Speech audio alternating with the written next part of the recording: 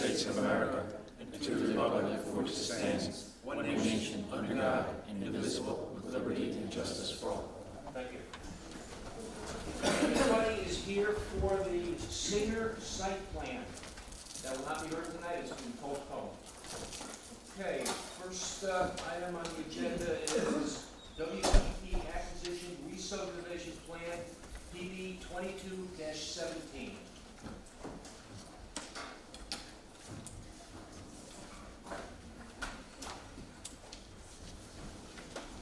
Good evening, you all.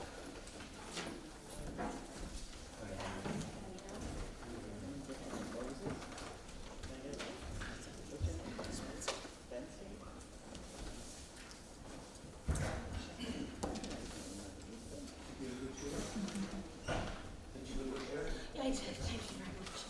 Well, I didn't get it, you didn't, not. Yeah, no, I jumped the gun. I'm always a little bit of an injury. I'd like to say it was I while was I giving you was, this one, but I was gonna go home. I would like to say it was while I was running a triathlon, but sadly I was watering my garden. No, I think that's a picture. No, it's not a chair. I can't feel the floor. There's no side. There isn't. I've been looking at it.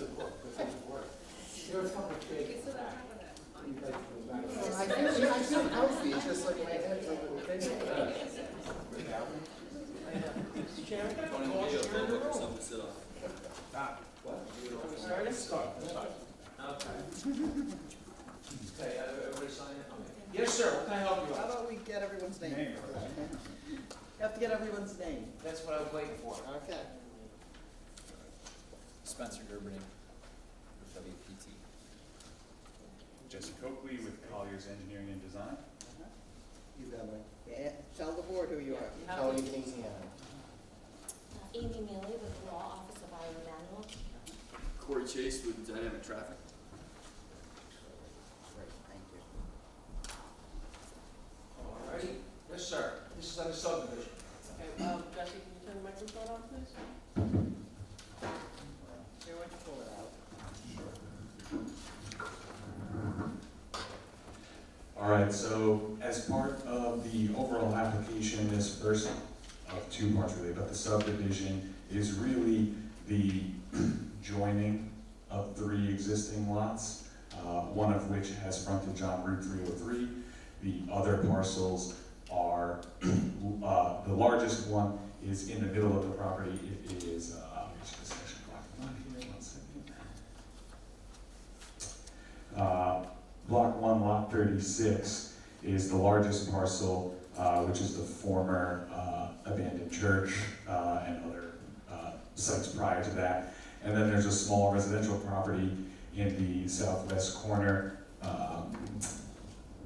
which is lot number 36. So the three combined parcels would total approximately 13.80 acres.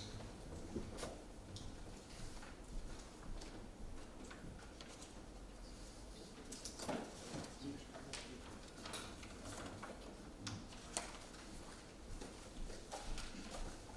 very good. I'm going to read the consultant report. Project review has no additional comments. I have a letter July 24th from Book of Engineering. Basically, it's a description of the property. Oh, wait a minute. The application has provided calculations demonstrate that potential significant adverse impact with respect to drainage can be mitigated. Therefore, we recommend that the 518 NYSR 303 and 13 and 21 Mountain View Road site plan be approved for drainage subject to no comments. This is the subdivision, Mr. Chairman? Yes. Yeah, He made one It letter. says site plan and subdivision, Right. so I'm gonna read it twice. Right, so, but I wanted to make sure you said both. Correct. Okay. Okay, this letter from the Office of Building Zoning Planning, Jane Slavin, July 22nd. This is on the subdivision, she has one comment. I have a letter from AKRF dated July 3rd, which is basically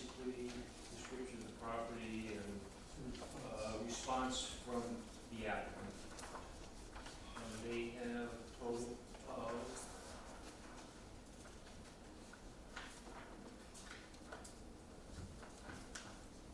total of 11 pages, which is 30 comments and items addressed. And item C is the last, was recommended action. Let me read that. The next step in the process is the issuing of the preliminary site plan and the subdivision approval. At the May 8th, 2024 meeting, the planning board requested that the remaining items specified in AKRS April 28th, 2024 memorandum be addressed prior to consideration for preliminary site plan and subdivision approval. As noted above, the truck turning diameter is still required. Other items have been satisfactorily addressed. A letter from Rockland County Planning dated June 17th, which they have 18 comments. I have a letter from Rockland County Health, July 3rd, they have 1 comment. Another letter from Rockland County Health, also July 3rd, this is 3 comments. Wait a minute. Yeah, it's 2 separate letters, I'm not sure why they, I have one in here from Singer, so. no, but they do have,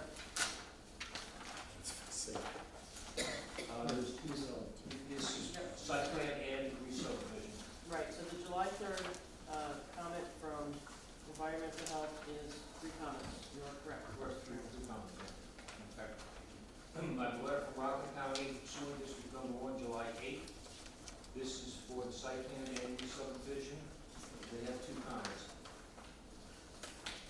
I have a letter from New York State DOT, June 28th, which is 2 pages. They actually, 1, 2, 3, 4, 5, they have basically 6 comments. I have a letter from Rockland County Department of Health, dated July 3rd, the comments attached. I have a letter from Emmanuel PC, July 16th. In respect to explaining how the Bridges of New York award system that we were on. We are pleased to announce you that as part of the 2024 Bridge New York Awards, the town of Orangetown will receive $1.5 million for the replacement of the Mountain View Avenue culvert carrying the Sparkville Bridge. The announcement was made by Governor Hochul on July 11th. The replacement of the culvert is part of the traffic mitigation for the above project. And I have another letter from Dynamic Traffic dated May 14th. Just basically a crash analysis. I think that's all. Anything else, George? That's it. Okay. Any questions, comments? Send the subdivision. Nothing on the subdivision. Thank you. I thought there was subdivision. Okay, Mike? No comments on the subdivision. Bruce? No comments. Okay, well, we've already done C. Do we have to redo?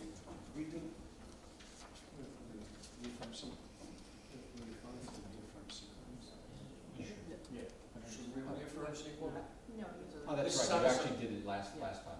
Yeah, yeah, it's already been So, done. motion for preliminary on the subdivision. Oh, I'm sorry, thank you very much. Open up to the public. Motion. Okay. All in favor? Aye. Any opposed? None. I didn't get. Open it up to the public on the re-subdivision only. Please step up, state your name and address for the record. Vanessa Lappin, 659 Western Highway, Blauvelt, New York. So these comments are particular to the subdivision. I'll have other comments on the general project. So the subdivision contemplates moving the 303 overlay zoning into the conversation. And so there's lots of restrictions, as we know, in the overlay at the 65,000 square foot mark. And it hasn't been conclusively determined what the story is around that. And so we know it went to the zoning department. The zoning department didn't really opine on that. There was some conversation between some members of the team here around what applied and what didn't. I think until we conclusively understand what the 65,000 square foot limit is, I mean, we know at the time that the overlay was written, it didn't contemplate these kind of distribution warehouses, and so the overlay tried to cover in its list.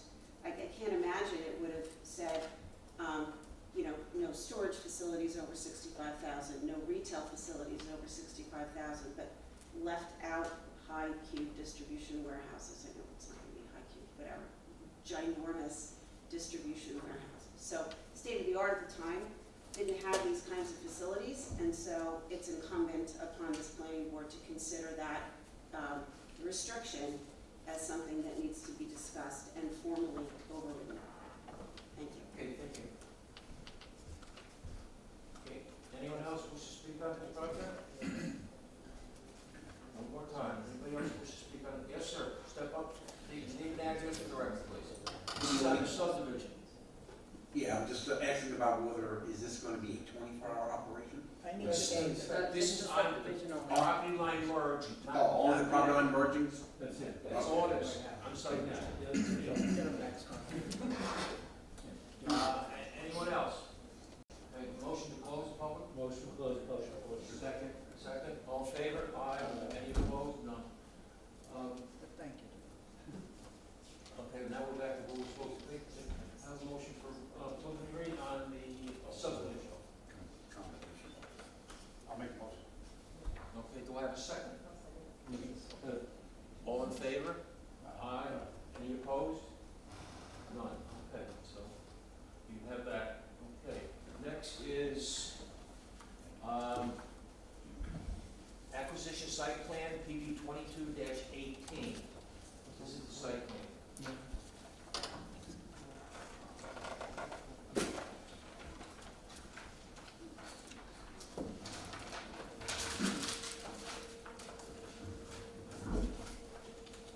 Do you want me to? Yes, sir, please, go ahead.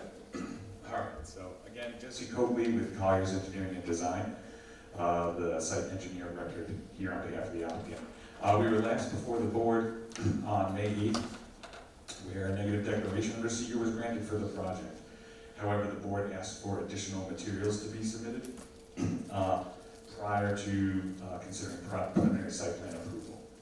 So our office made a resubmission on May 17th containing the additional requested materials, and I'll give you an overview of what those were for the record. The first item was an exhibit depicting a slight widening to the pavement width for a portion of the Mountain View Avenue driveway. This was done to allow trucks to safely enter and exit simultaneously without conflict, so without swinging into the oncoming lanes, but also allowing us to keep the stop bar at the preferred safest distance from the traveled way. So that was previously 24 feet wide. We widened it to 26 for the first couple hundred feet to allow for that movement to occur, and then widen the radius on the eastern side. That will also be striped so that passenger vehicles will still be channelized to like a 24-foot width, but it accounts for the swing of a truck, and that was shown on that exhibit. After AKRF reviewed those materials, issued a review letter on July 3rd, and during discussions at the July 10th PRC meeting, updated truck turning diagrams for the intersection between Mountain View Avenue and Route 303 were also submitted, depicting no excuse me, conflicting movements. Yeah, sure. Of course, those conceptual plans need to be further enhanced and submitted to DOT for review, which can only be done after this board grants preliminary site plan approval. An updated crash analysis memo, which you read into the record of the subdivision, was also submitted, and AKRF indicates in their July 3rd memo that this addresses their outstanding comment in this regard. We also submitted an updated layout plan depicting the approximate size and location of the sound barrier and AKRF indicates in their July 3rd memo that there is no further comment, but notes, as we have stipulated previously, that a full sound modeling of the wall will be provided prior to final approval. As part of that sound area design, we investigated the potential relocation of the air handling units on the roof, the emergency generator, and transformer. As outlined in our May 17th response memo, the rooftop air handling units will be completely screened from view behind the parapet of the proposed building. Noise emissions from the air handling units are anticipated to have a negligible effect on overall noise levels at the nearest residential property boundaries. This was qualitatively discussed in the noise study, which was reviewed and accepted by AKRF. The electrical transformer will be among the quietest sources of noise on the site, with a predicted sound level of approximately 30 decibels at the nearest receptor, which is again the residential property boundary. This level is lower than typical background noise levels found in suburban neighborhoods. The emergency generator will be specified not to exceed 75 decibels at 50 feet and shall be fitted with air intake exhaust silencers as per the manufacturer's recommendations. Routine generator testing will be restricted to weekdays, Monday through Friday, during normal daytime business hours, 9 a.m. to 5 p.m., to minimize any potential negative impact to nearby residents. This has been memorialized with a note on the site plans as well. Maximum noise emissions from the generator are predicted to range from approximately 68 decibels to 70 decibels at the nearest receptor. While relocating the generator would have a negligible effect, tenths of a decibel on overall noise levels at the nearest receptor, the applicant is considering relocating the emergency generator when performing the final noise model. The last item that was resubmitted was the soil management plan, or as it was labeled, an environmental construction contingency plan prepared by Landmark Environmental. This includes an overview of the phase 1 and phase 2 environmental investigations that were performed at the site, and goes into the policies and procedures that should be followed should any of the indicated materials be encountered during construction, and how to properly report these items, in addition to handling them. Mr. Peters from DEME asked us to include reference to the soil management plan in the SWIP, and we have agreed to do so at the July 10th PRC meeting. As you indicated with the subdivision previously, following the July 10th PRC meeting, we were in receipt of the announcement from Governor Hochul that the town of Orangetown will receive the $1.5 million for replacement of the culvert as part of the 2024 bridge awards. So at this time, we feel we have continued to listen to the town, their consultants, and the public to address the concerns, and are seeking preliminary site plan approval. We still have work to do, including a submission and appearance before ACABOR, as well as the detailed design plans for the New York State DOT approval, and the other outside agencies, such as County Health Department, Rocky County Sewer District, etc. But we do need to secure preliminary site plan approval in order to do so. During the PRC meeting 2 weeks ago, AKRF indicated that we are ready for preliminary, and we welcome any other input they might have at this time. Of course, should the board have additional questions, we're happy to answer them as well. Let me go through the self reports. Okay, Project View has no additional comments. Office of Building and Zoning, James Slade, July 22nd. She has 2 comments. I have a letter from the Bureau of Fire Protection, July 9th.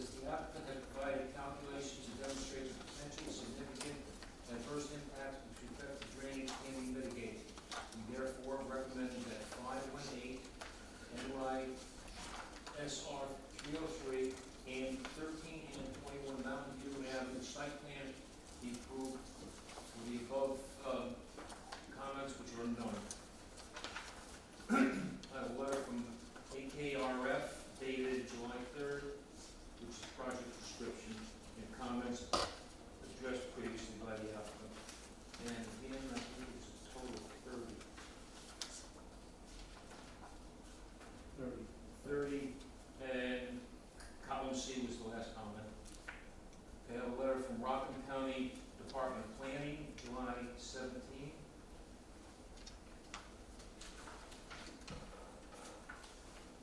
They have 18 comments. I have a letter from Rockland County Health, July 3rd. They have 3 comments. I have a letter from Rockland County Sewer District Number 1, July 8th. They have 2 comments. I have a letter from New York State DOT, June 28th, which again has 6 comments.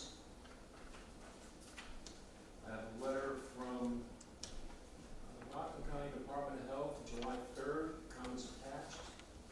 I have a letter from Emmanuel Law PC, July 16th, which again refers to the New York State Bridge Award for the culvert. With a list of other, I have a letter from Jesse Collier, dated July 10th. This is respect to. It's an email chain. Yeah, it's email chase going back and forth to the AKL and James Slayton.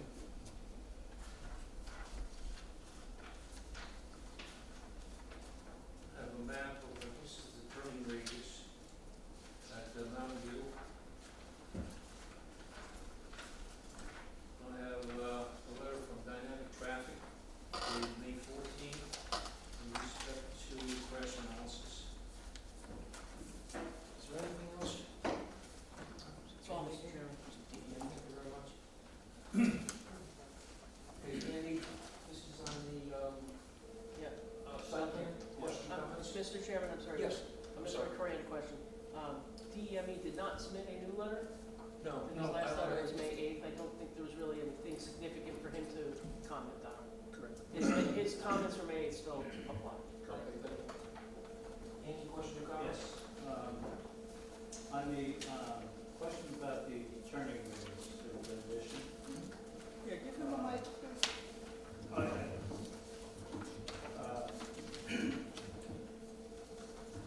When you did that turning radius, what size truck did you use? What, I mean, the length of the, Thanks. Yeah, so the turning radius plan that you're looking at before you, and Jesse's going to put it up on the board, utilized a WB57 design vehicle, which is the largest tractor trailer that's allowed over the road. so what size is that? What size is the tractor trailer? What's the length of it? It's approximately 73 feet in length. But the average, from what I could find, the average is 75. The average is actually 73 feet. It's a 53-foot trailer with a tractor that has the sleeper on it. So that's the largest over-the-road tractor trailer that services keeps cutting. That serves this type of facility. Okay. All right. That answers that. Another question, I guess this is for you, Jesse.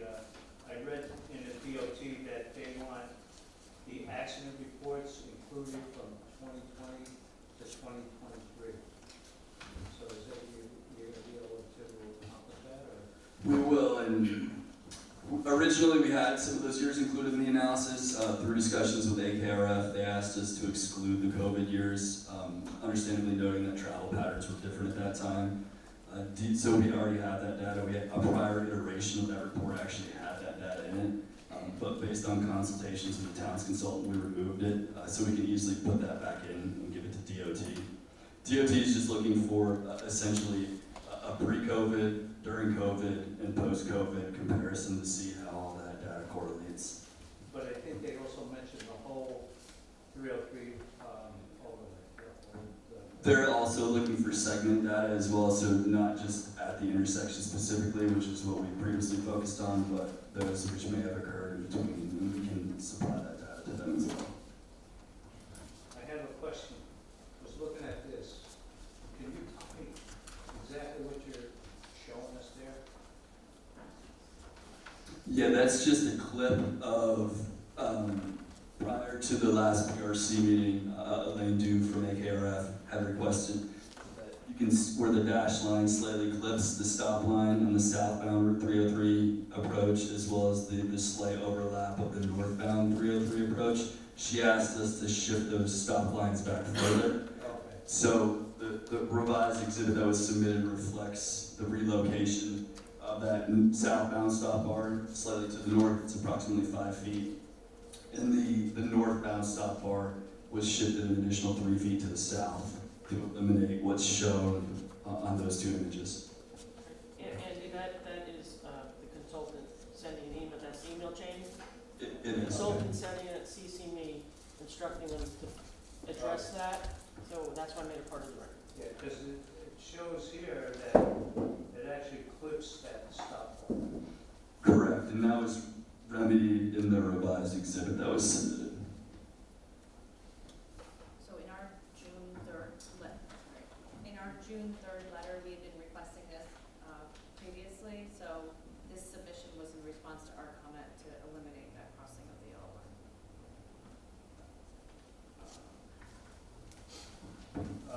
There's also a note here from Dave Majeski about the 48-foot long fire truck coming in north of Mountain View. We had sent that in electronically, and I thought we had sent in paper copies, but he did not have a paper copy, so later that day, after PRC on Wednesday, we dropped off a physical hard copy to him. So there's just a hard copy of the map that has been, I think So that's something that we don't have. yeah, you have it, because it was originally No, but I'm submitted. saying, I didn't see that. Unless it wasn't in on the It's- package. It was from a prior submission. Oh, okay. He just didn't have a physical paper Oh, copy. that. Yeah. There's a mention of an existing well on the property.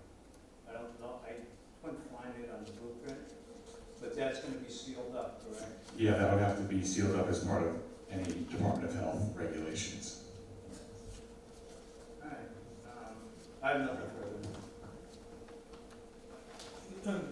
Once you seal that well, you're gonna need a letter from the Department of Health on that it's been sealed, certified by them.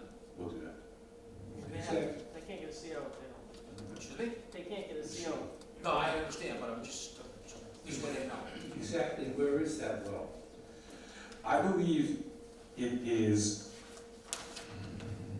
I don't see it on the plans. yeah, I think it might have been cut and capped in place before, but I believe it's in the area where some of the concrete remains were, because when we did some testing, we encountered some concrete below grade. So I think it's in that area, kind of the northeast area. It's gonna have to be shown on the plans. We can add that. Okay.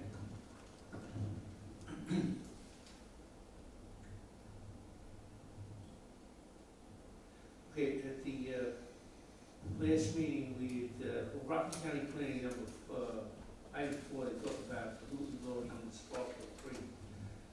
That's January 17th, 2024. Also, we had asked for a soil management plan regarding that.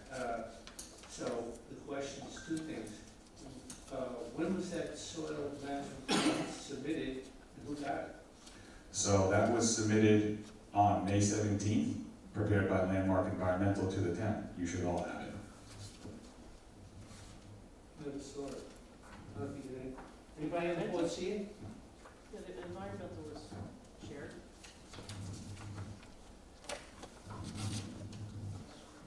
This is one that was just received? That should have been circulated. May 17th. It wasn't an AKRF comment. I think it was something they had reviewed originally, the phase 1 and phase 2. No, that was something that we had asked. I Yeah, specifically and it was asked- submitted, yeah. Because You have we were copies. asking about, does any untreated water fall into the Sparkle Creek? There is not. So the soil management plan is put together by an environmental consultant who reviews the phase 1 and phase 2 reports. Right. Again, the phase 1 and phase 2 reports say the site is clean. That's on the record, the DC files are closed, there's nothing of concern. Number two, I'll keep you in there. The soil management plan is put in place as what it's labeled and what was submitted as a construction contingency plan. It outlines the findings of the phase 1 and phase 2 in like the first part. And then the second part goes into great detail about what to do if you encounter any of these substances, right, during construction. Then it also goes into how they go about reporting those things as required by the state. That's one standalone document that was prepared. The other document that deals with stormwater, as you know, is the SWIP. The SWIP outlines all of the post-construction stormwater mitigation controls that are being implemented at the site to treat the stormwater runoff as a result of this, the development of the site. The existing site is developed. There is concrete, asphalt, an old building, right? There's some pipes, but there's really no detention to speak of. There's no treatment to speak of. But the state DEC, again, in their stormwater guidelines, puts out criteria when you're either developing a forest or a redeveloped site. So we're following the redevelopment rules, which require you to reduce the peak flows, or excuse me, match the peak flows of runoff coming from the site. As we've heard loud and clear throughout the many hearings we've had, there is a flooding issue. So the water quantity design for this site is over-designed. We're reducing the peak flows, in some cases I think by as much as 25% of what's coming off the existing site. So even though we're increasing impervious with this development, we're reducing the amount of runoff that's coming off this site. Number two, with the redevelopment of the site, the state allows you to do, because you're redeveloping an old site, they give you some type of credit to not have to meet 100% of the water quality. We are still doing that. And they consider runoff from roofs to be clean, but Mr. Peters had requested, and we added 2 additional water quality treatment devices on the lines coming from the roof. So, all that to say, we are over-designing the stormwater so as not to impact the Sparkill Creek. And the SWIP is going to be further amended to incorporate the soil management plan so that the contractor, and Mr. Peters, as you know, is very particular about his SWIPs, is going to make sure that we put that in every single section before he signs off on it. So that will be in there. Okay, so let me just And go back. Bruce did receive this.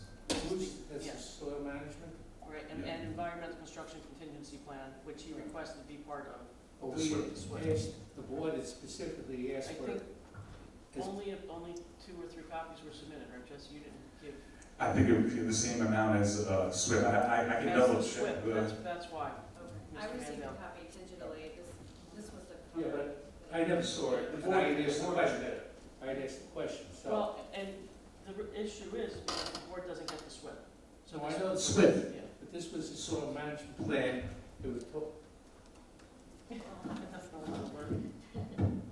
we were talking about it ago. Soil management plan specifically, we know what the SWIP takes care of everything here. There's all the runoff from the parking and whatever else. Everything is treated through that. We were talking about during construction and whatever, any runoff there, which goes back partially to the Prophet County Planning Zone 4. They're talking about contaminants that could go into the Sparkill Creek. So that's why I was asking about the soil management plan, which when I came in today, and I'm still, said, oh, it's on landmark, which eventually we'll get copies of, or. Yeah, I mean, I can, well, put your print where you have them, you have the digital copies, it's Or a all digital that's been copy. submitted, yeah, all of that's If been I submitted. we can get, if you can submit a digital copy Yeah. to the building department so they can distribute. They it. have a digital copy. We do have Yeah. a digital copy. Okay, could we, well, at least I would like a copy sent to me, We can do that. okay? And we talked about the SWIP from a post-construction standpoint. Right. It also includes during construction, erosion control, spill prevention, and those things, which are typical of construction sites. So it includes some of your typical construction materials handling, but the SMP would incorporate anything that was flagged in those phase 1 and phase 2s. Again, because this site Right. didn't have any, but it does say, if encountered, because you the borings are done, Right. here, so it's covered. But we're digging up that whole section, that was the reason why. Even though the borings are, it was the previous companies that were there. Yep. So, okay, that answers that question for me. Let me see. Rockland County Plan number 60, they talk about porous materials. I don't think porous pavers are acceptable by the DEME.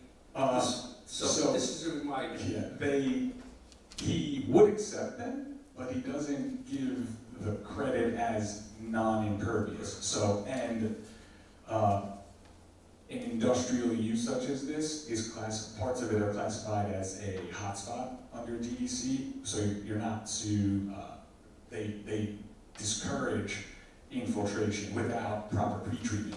And if you put in the porous pavers, there's no pretreatment, it's just going right in the ground, so. Okay, all right. What we covered. Should say,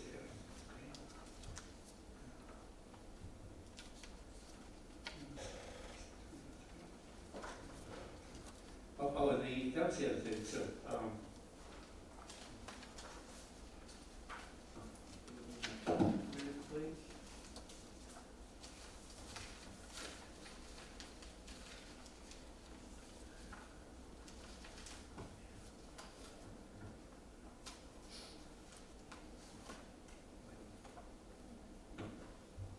okay, we talked about the relocation of the pad for the transformer for the emergency backup to be moved.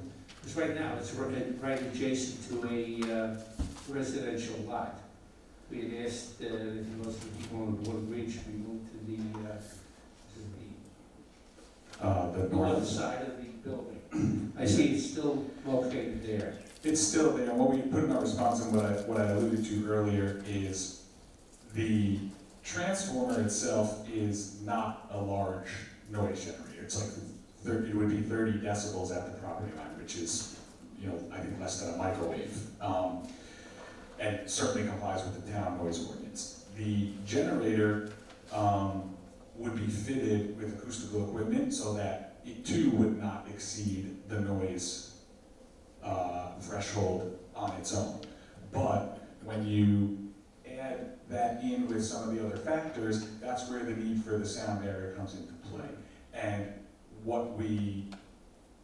that is we don't want to over-design something and have something bigger than it necessarily needs to be. Because, the site, the footings, et cetera, that kind of stuff all has associated impacts. So what we're requesting and what AKRF is, consented or agrees with our assessment is that when we get closer to final approval and we have a potential tenant and an actual operation known and we can model the number of trucks at that spot, then we can investigate, is it worth moving that? Is it not worth moving it? Because right now if we moved it, it would be 1/10 of a decibel difference and it would have no impact on the sound. Moved here, because as I said, it's right next to a residential lot. That's why we had asked originally. Well, it's pretty much at the limit of where it would make an impact. Because right now on its own, it's not in compliance. We don't, as you said too, we don't know if it's going to be larger or whatever, based upon the tenant that comes in. Correct. Yeah. So what we have stipulated too is that, we're going to be providing a full acoustical model.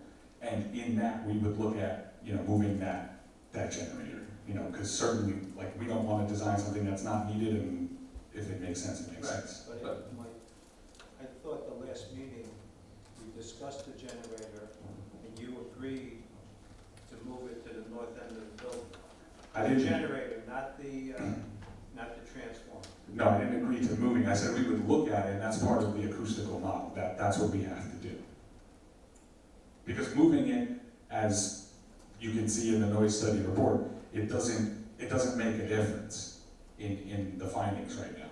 It's fitted with an acoustical. But it did make a difference to the public. Yeah. By moving. Again, we can consider that. I'm not saying it's not on the table. We were just going to do it as part of the overall model, because if we come in with an operation that is, a few less trucks, right? Then that noise that's being emitted by the trucks is less, then maybe this has more weight, because it's a weighted calculation based on distance, time, and again, the emergency generator is only on an emergency and tested 9 to 5 during the week. That's it. It's a small occurrence, and I understand the difference that it would mean, and we can certainly, you know, if you want to stipulate that it has to be moved, we'll move it. Yeah. Yes, because when you speak, it's like it's sitting here, and if it's a little bit, it's gonna fall this way, or it's gonna fall this way. Why get to that point when if we, just right off the bat, just move it away from it, that's, solves a big problem. We can do that. Building, there's nobody open. That's fine. I mean, it's really, it's there. We have to come back for final site plan, so at that time we can see if we have a tenant, we'll give you a lot more information, and whether they're here or not, we understand what their position is, and if we have to move it, we can move it. There's a number of factors regarding this analysis. Well, It seems to make more sense to wait till then, and then we can move it. my opinion is, that's my opinion, I don't know how the rest of the board feels, but I always thought it should be moved right off the bat, so we don't even have to worry about that at that point in time. I mean, if you want to make it a condition, that's fine. I don't see That's any fine. big deal with moving. That's fine. Might as well just move it down, we don't. That's fine. That's fine. And that's all I have at this point in time. Thank you. Thank you very much. Denise, anything? You guys answered, asked a lot of the questions. So can you just tell me, it's good news we got the funding for the culvert, and how the sequence of your work will happen related to that? That's a great question, and part of the reason that we do need to obtain preliminary approval so that we can work out those logistics, because we obviously know that the seeker neg deck was based on that mitigation to Mountain View Avenue happening, so it obviously has to happen. But we still have to prepare the detailed design plans, get DOT's approval. Throughout this whole process, I'd like to think we've developed a good relationship with them where they're responsive enough to us. So we're hopeful that that happens quickly. As far as timing goes, I think it depends on how that, I guess, Bridge New York project progresses versus when we finish. I wouldn't necessarily want to delay the on-site construction work from starting or happening if that hasn't happened, but certainly the use of the building and the CO could not be granted until, you know, the work is complete and the site meets the seeker findings. So the actual timing of anything really is going to depend on how that progresses, how we progress through the rest of the outside agency approvals. We would like I said, to be able to perform the work on the site. That also comes into play time of year, right? If we get the approval in the winter, we're not going to be doing anything, but maybe the Bridge New York project is mobilizing sooner, and when we get on for final approval, when we get through Akavor. So there's a couple other things that have to work out, but one of the things that I believe Mr. Ferry had asked for last time, and we said prior to final approval, is kind of that updated sequencing that includes the offsite work, because we need to know a little bit more about how that's going to go, which is not under our control, right? But this is under our control to some degree. Like, we have to still get approvals and things like that, but all of that kind of works together. So when we come back for final approval, it's my intention to have that full picture for you and say, like, this is when we would like to do it, understanding, like, hopefully we're further along in everything and we have more concrete ideas on that. Because sometimes I think in construction too, or I know that weather, time of year, those things play a factor, but also when you would want to accomplish everything.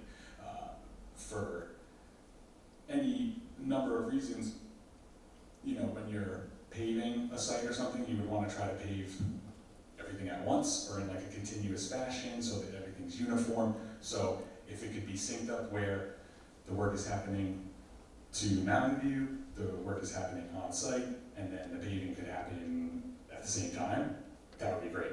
But, you know, perfect world, I don't know if that's gonna happen. So the concern would be the trucks to do the construction.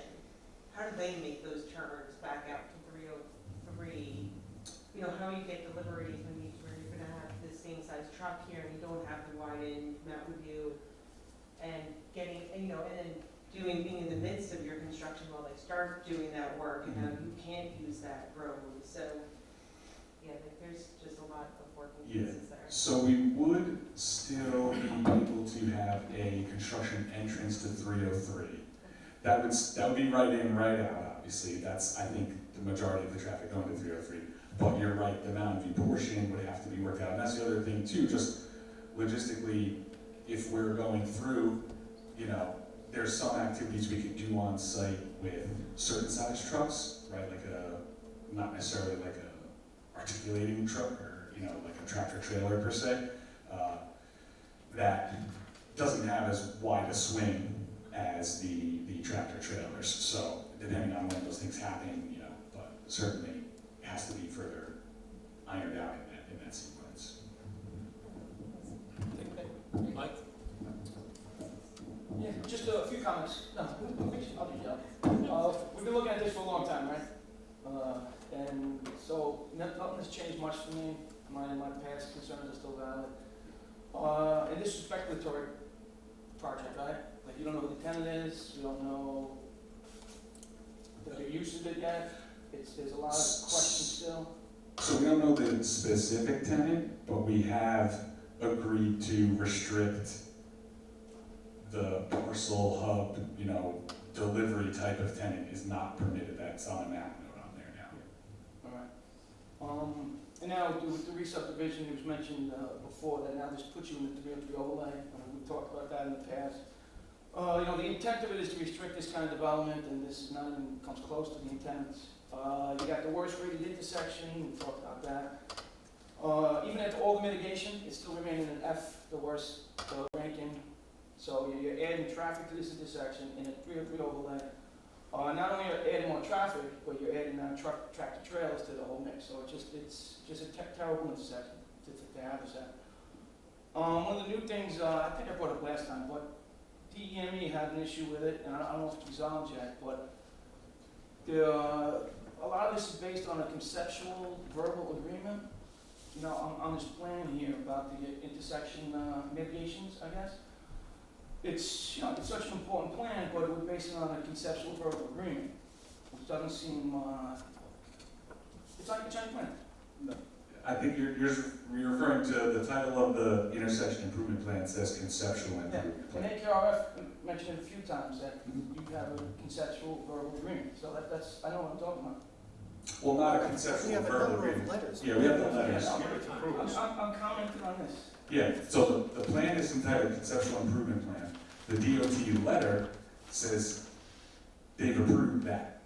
Their letter says that. Yeah. That's in the record. It's not a verbal thing, it's saying yes. But to AKRF's letter, and what we've agreed to and said the entire time is, we have to do the detailed design, and we have to go back.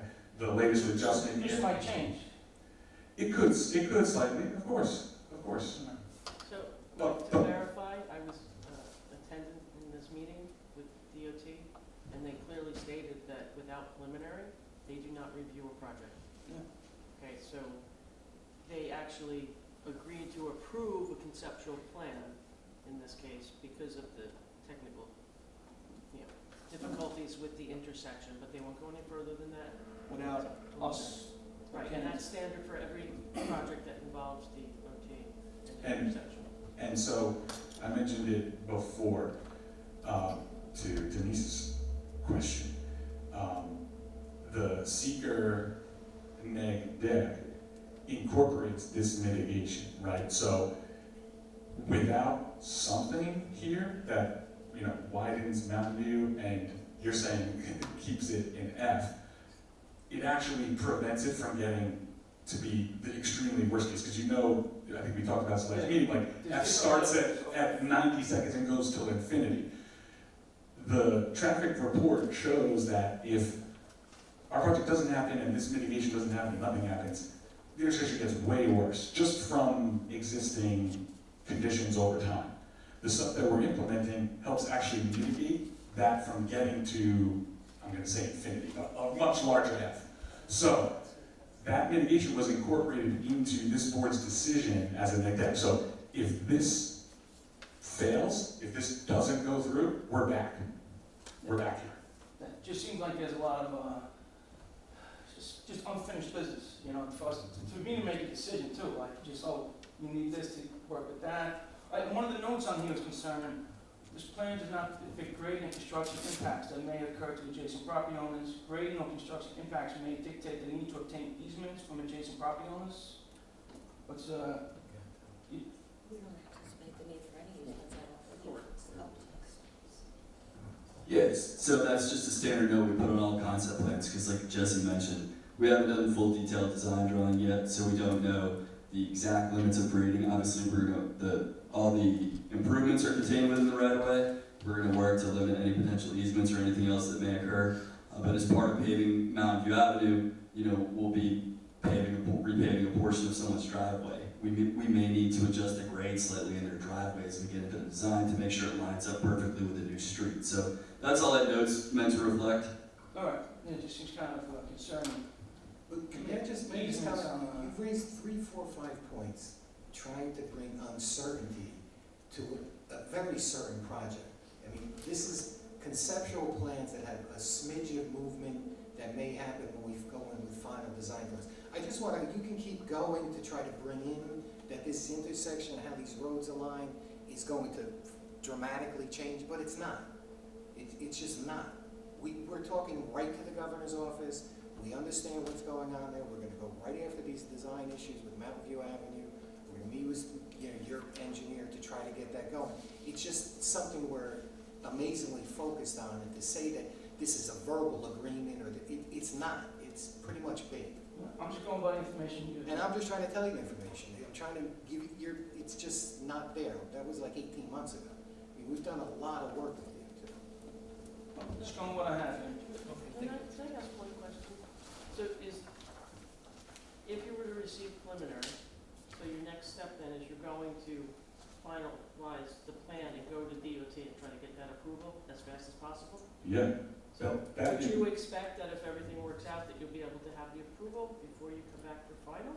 Oh, it would, so the way that, Corey, correct me if I'm wrong here if I say anything's incorrect, but the highway driveway commercial permit with DOT is usually issued in 3 stages. It has like a preliminary stage where they kind of bless the design, but in order to get there, you have to have the survey, you have to have the detailed design plans. So we would be at least at that level before we come back for final. We would have something more, you know, preliminary instead of conceptual that includes the grading, that includes the utility relocations if required. You'll have the engineering plans Correct. submitted. Yes, 100%. It's our plan to, it's our intention is to do that while we go to Akabor, while we go to the county drainage agency, while we go to the county health department, while we go to Veolia. We want to get all of that buttoned up so that when we come back here, the uncertainties are 0, and we have, you know, you guys have a full picture on that side of things.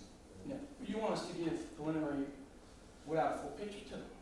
If I just may, just to clarify, so a lot of the projects that come before this honorable board, you've seen, they're relatively simple and you're able to give preliminary and final in one night. And I've seen that happen, and in those cases it might be appropriate. Here, I agree. This is the stage that we're at. We're looking for preliminary approval, and there will be some work that we have to do before final to crystallize some of these things and I think satisfy some of the issues that you have. And then at final approval, one of those conditions will be that we have to get all the permits that we're required to get. So we'll have to have it pretty far moved along with the DOT in order to come back to you and ask for final, because we're not going to ask for final on a plan that we don't know if the DOT is going to give us a permit for. Is that encapsulated, Jesse? Okay, thank you. I just saw one of the comments in, I guess, the revised air quality noise studies. WPT is willing to participate in the townwide traffic improvement district contributions. What's So that was an original thought that we had offered, but then the state said that's illegal. That happens in other states. The state actually, well, I shouldn't say the state said, the DOT said it to us first. The state sent in a letter when we proffered to pay $100,000 for these improvements, etc.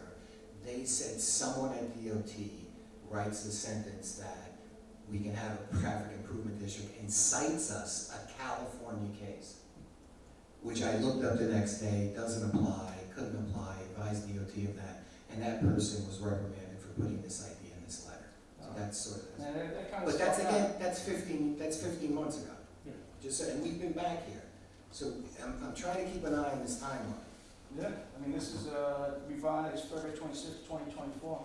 That's the latest revision? Yeah, so that was the, like, trying to tell, like, the history of what we've been trying to do, you know, in the various attempts to try to mitigate as best we can within our control. It's a tough intersection. I mean, it's ironic that, you know, you're trying to do an improvement district, traffic improvement district, when we're actually in one.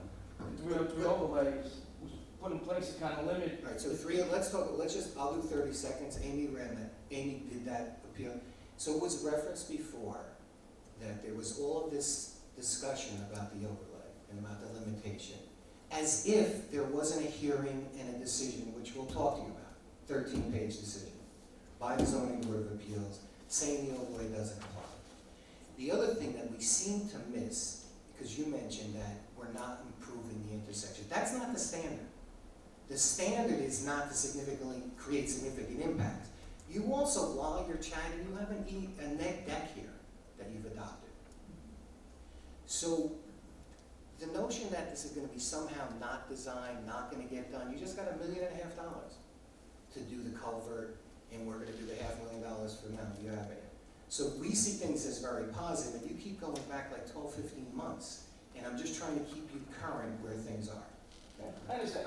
We have to also make a decision based on how it affects the neighboring properties, the surrounding areas. Oh, definitely. You know, I like to bring the town code that says we have to fully consider how the project ensure that the health, safety, welfare, and comfort and convenience of the public is considered. Planning board review, bullet 10, the health, safety, general welfare of the surrounding community and the comfort and convenience of the general public. So we have our job to do too, to look at this project. No, there's zoning, we have zoning rights, you have your job, and you have a net deck. Yeah, but that doesn't, Which you, that doesn't take away from our role as. It does, I can read it to you, but it does. It has a lot to do with it. The town code gives us what we should look at when we review the plans. Yeah? And I just read some of the bullet points to you. Right, and we've satisfied all the zoning, and the environmental standards. I mean, you can keep going. I am. But this is how I'm gonna render my decision based on the town code. And how the project affects the neighboring properties. Traffic's gonna get worse. Even though it's zoned for it. Well, maybe I can clear that up a little bit, because there was a comment from the public, and I know that one member mentioned it also. So back in 2021, we went to the Zoning Board of Appeals, and by the way, just to sort of, not to split hairs, but we never argued that we weren't part of the 303 overlay. When we acquired that little piece so that we could connect to 304, 303, that we recognized that put us in the overlay. The dispute was whether or not the use was retail warehousing or general warehousing. Because in looking at the comprehensive plan and looking at the wording of the statute, it specifically included retail. And when we went to the ZBA concurred, and that decision was rendered back in 2021.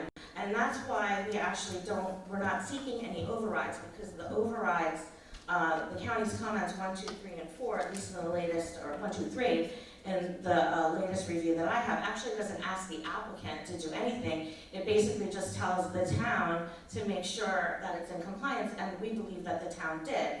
And, you know, one of the comments is basically what you said. The town should make sure that it has acted in accordance with its code, which is of course your job.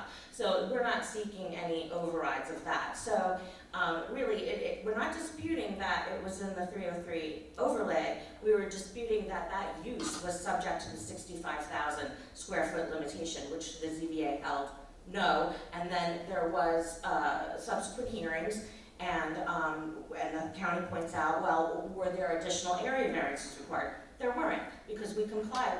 We now default to the underlying bulk in that district, and we comply with everything, so we didn't have to go back to the ZBA. I just wanted to make sure that everybody, you know, followed that. If you have any questions. Amy, that was a good explanation, but I will add. Yeah. The issue is when they wrote the statute, they didn't put a comma. It said retail, Yeah. it should say retail, comma, warehouse. They did not. They said retail warehouse. Right. So I actually, because it seemed vague, I denied it. So the applicant had, their avenue is to go to the ZBA to appeal my determination. And they asked for an interpretation of the zoning code, which they did, and again, it is, I think, 12 pages long, you noted? 13. And they noted that while the use is permitted, there might be bulk variances. So Amy is correct, and defaults to our zoning chart, the bulk chart. The project as proposed is now in compliance with the bulk chart for the district, because the use is now out of the question because the ZBA made the determination. Yeah, I read the determination here. And just to comment on one last thing, you keep saying we're adding traffic, making traffic worse, but all of the Route 303 improvements, the direct access to Route 303 is borne out in the traffic report, which was corroborated by another traffic engineer, reviewed multiple times by AKRF, and then summarized in the neg deck as having no adverse environmental impact. And that goes for traffic, that goes for flooding, that goes for air and noise, that goes for all of the environmental categories that the town code requires you to look at. And that statement, that document, that determination says the project isn't going to have those impacts. But based on your own, No, not based on my own, based on the statutes, based on what you've reviewed, what you've asked us to provide, what we've gone above and beyond for flooding and water quality, as I mentioned earlier, for traffic, as I mentioned earlier, and it's covered in that statement. It's done. There's no adverse environmental I impact was for going to this say, project. based on your environmental form, you even checked off it's going to have substantial increase in traffic.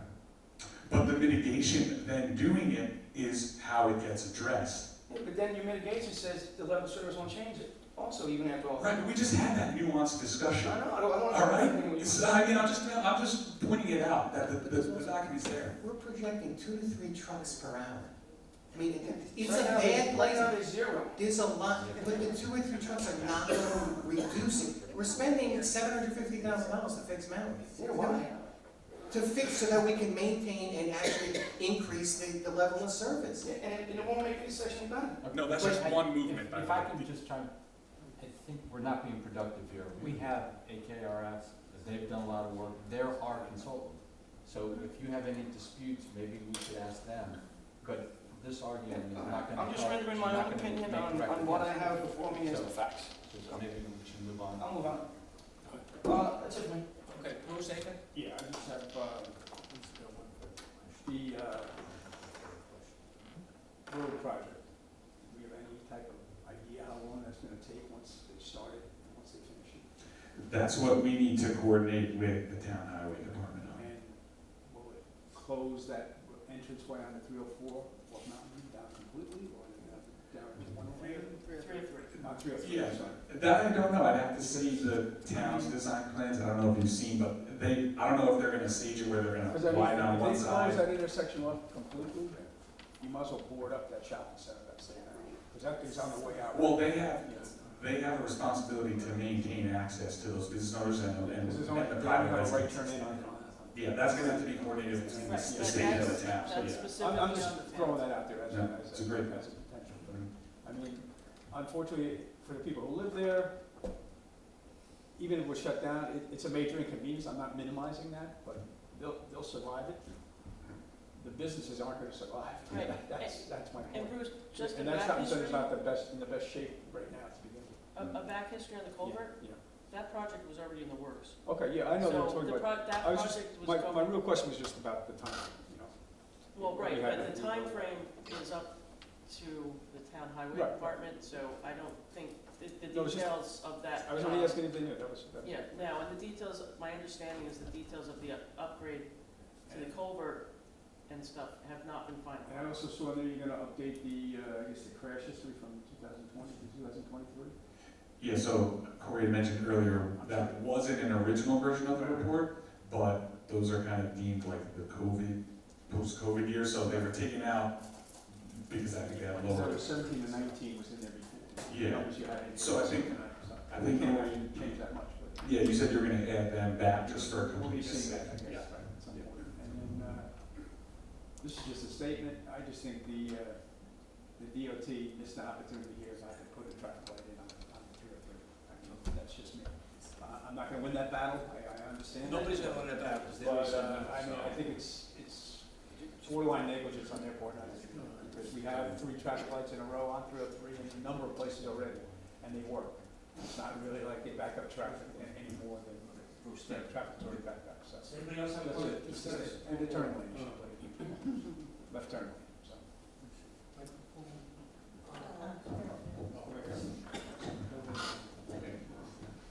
On the original landscape plans you put in, you added to that the trees that are gonna go along the CXX line, was it 77, So originally on the plan, we had the retaining wall back there, right, and which then is fine. we graded that out. So we can, I think we added more trees and adjusted the trees on the commercial side. Right, On the CSX side, we're open to planting more there, but we have to work with Akabor on like Oh, the slopes there and the species Right. that they want to see. I think we already amended the species Yeah, once for species. Mr. Andrews' comment, so we'll do that. yeah, the other thing was, on the other side with the businesses you have there, you have it's a medical web center, you have the diner and whatever. Along there, is there enough room still to plant with the, now that you have an access path and everything else? Yeah, so that's one of the things that Bruce definitely looks to scrutinize. We are planting trees along the property line and shrubs, like a mix there, Right. but he doesn't want us going too high up the stormwater embankment. So we have, because he, Are those trees gonna be within the pond area, within the, no, the pond will have its own seed mix Right. with water tolerant grasses and things like that, but they have to be maintained as well. you have to watch out about woody type Yeah. of, okay. Yeah. No. All right, this way this screen down there, because you're higher part of the way, and then it levels out, get a little further on down. Yeah, I mean, if we can add some more even closer to the parking lot itself, Yeah, you know, we could look at that too, but right, Bruce is very particular about the slopes and things like that. We do have the access, but he likes right. 360 Okay, degree it's still, access. it's still changed with the plantings along the 303 access into the site, going along. No change right now, but again, subject to what Akabor might say. Okay, well, so that'll come back to us too.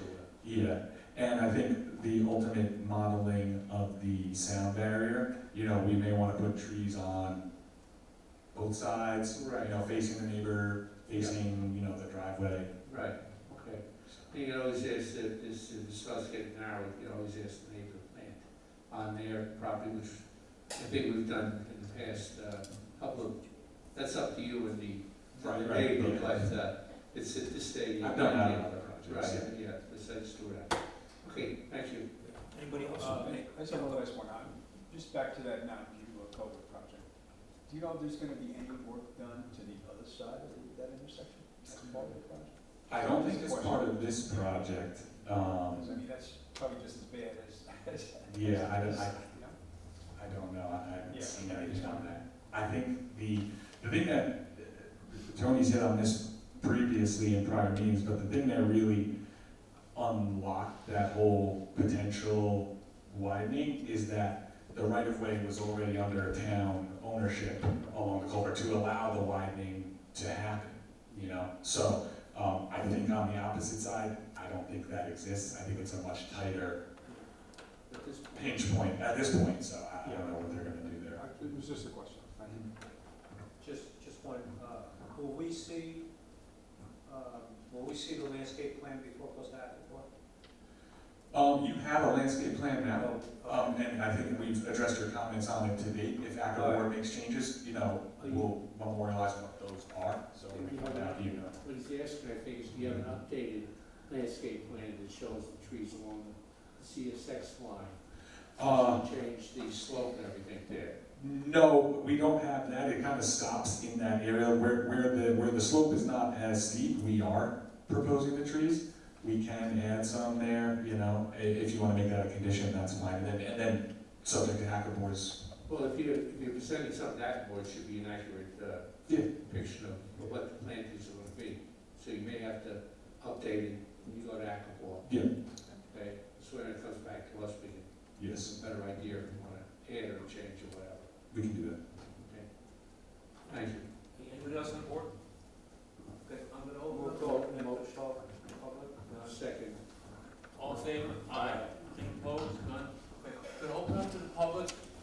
You know, please, 3 minutes. We want everybody to say whatever you have. If the person in front of you saying your exact same thing, just please state your name and address and say, I have the same feeling as the person in front of me or whatever.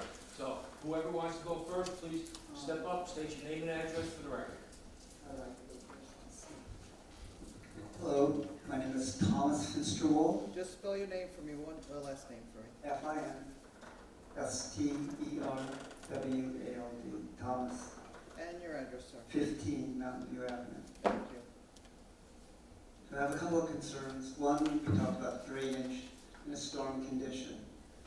So you're talking about diesel trucks, and they're gonna be sitting there, and what do you do with that contamination?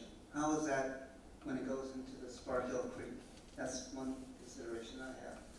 They have a These that- storm management program which will take care of any leaks.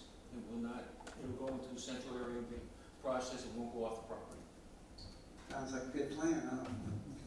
Secondly, as a neighbor, I'm gonna be impacted exiting and entering my driveway during the construction and the proposed widening of Mountain View Avenue.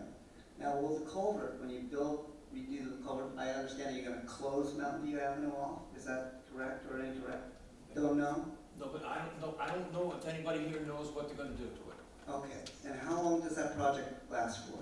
Again, nobody knows. That's you. That's why I asked. That's And I do agree with the business, Town Plaza 2, that's gonna go kaput when that happens, and so will Bel Arte and the ones across the street from me, kaput. I'm surprised that they're not even here talking about this, honestly. That's because it's already kaput already, almost. It's almost kaput already, that's plenty of problem. And I would really like to have final decision about this project, because I can voice whatever grievances I may have time and time again. But I've been advised that I could sue for damages because of my property is gonna be devalued. Whether you like it or not, whether you move your generator or not, I'm still gonna hear that buzz in the background on a constant 24-hour thing. It's gonna be there. That's what I'm contemplating. I make a decision, please, for everyone. Thank you. Okay, thank you very much. Anyone else? Yes, ma'am. State your name and address for the record, please. Vanessa Lappins, 659 Western Highway, Blauvelt, New York. So the overlay decision seems to come up multiple times, and every time something different is said about it. So it seems to change from the zoning board didn't contemplate it and deferred it, then they made an opinion. Jane had weighed in before and after, so it feels really unclear to the community what's going on here. We know that the purpose of the overlay was to prevent this kind of development, and here we are, we're worried, because of a comma, we're going to allow this amount of traffic into the center of our town. How is the board going to prevent traffic over the mountain, and how is the board going to prevent traffic from going south? And when the applicant says, we've gone directly to the governor's office, that's shocking to me, that we're involved at this level of political manipulation to get this warehouse done in our small community. Thank you. Thank you. Anyone else?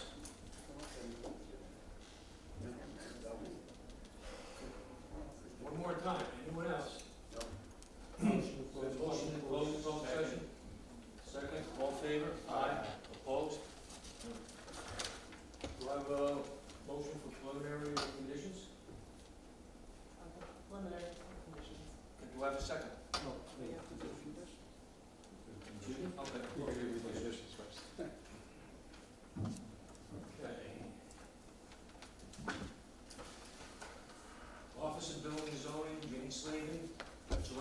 2nd, she has 3 comments. Bureau of Fire Prevention, July 9th, 5 comments.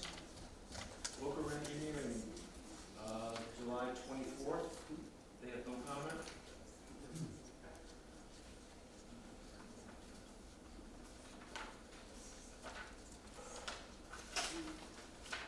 Rockland County Department of Planning, June 17th. They have 18 comments. And Rockland County Department of Health, July 3rd, they have 3 comments. Rockland County Sewer District Number 1, July 8th, they have 2 comments. New York State DOT, June 28th, they have 6 comments. That's it. Okay, 2 more than you wanted to say. AKRS. I didn't hear you say AKRS. Excuse me? I'm sorry. Well, AKF is just basically Okay. a reference to, It's not a condition. Okay. it's what their concerns were and how you addressed them. Okay. That was AKF. Okay, here are these. Okay, you were, because you don't Okay. get your hand ready. Backup generator or generators to be moved to the north side of the site, away from residential property.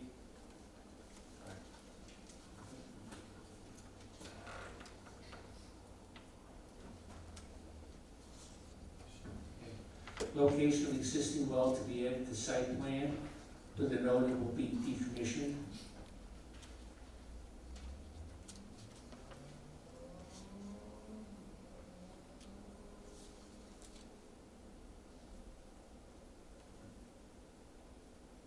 And an updated landscape plan to be submitted to Ackerwall. Any problem with any of them? Specifically, you're talking about along CSX, Well, but any other? really, the whole plan, what are you doing with the commercial on the one side, CSX on the other, the entranceway coming into it? Okay, thank you. Any other board members? Yes, please. So I took a note about no The CO. Mike.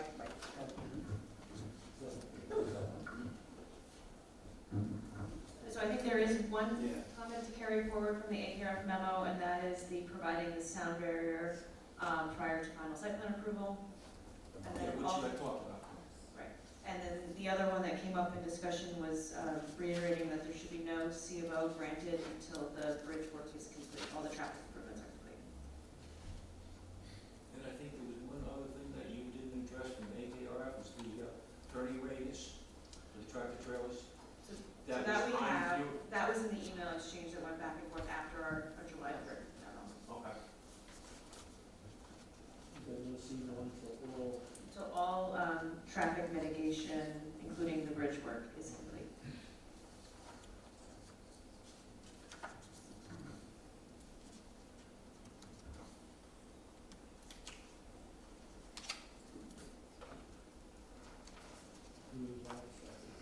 Including the bridge work.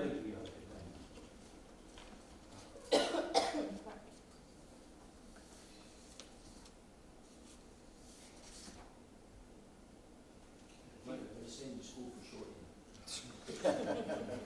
Anything else? No, that's it. Mike, anything else?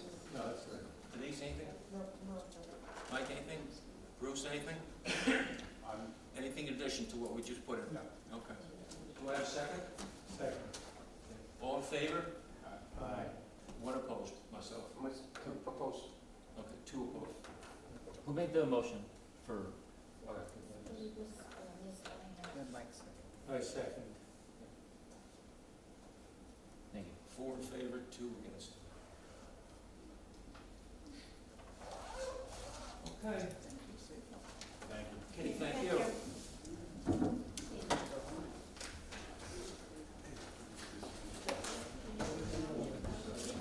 Yeah, sure. I can do, I think I have it still.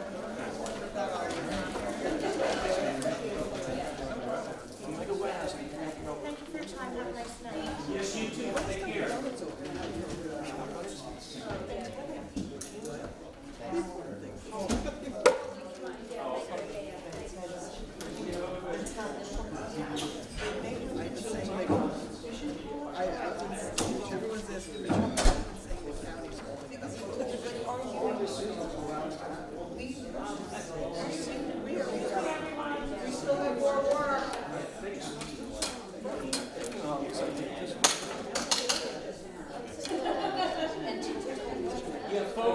leave, we have more business. I'm sorry. We have Village of Grandview, We got some more business to do, so we're waiting for you guys to leave, so. we have to be quiet. Getting out of Hey, you're welcome to stay, but you have to stay quiet. Thank you. But they can't They're talk. not interested in the village. Can we just turn around and say, if we still with local Grandview or Grandview on Hudson, is it just local They're not determination? listening at the end of your table. You ready? Right. Okay. Did Are you everybody listening? No, that's it, yeah. Okay, all right. I think the board's just saying that it's up to local determination. Does everyone? Yeah. All in favor? Aye. We got minutes, right? Yeah. Which one do you do first? We have June 26th, which has been circulated for a while, and then we have July 10th as well. Okay, June 26th. Who was here for June 26th? Who was absent for June? I was out for June first. I was out. I think I was out. Okay, so we have 1, 2, 3, 3.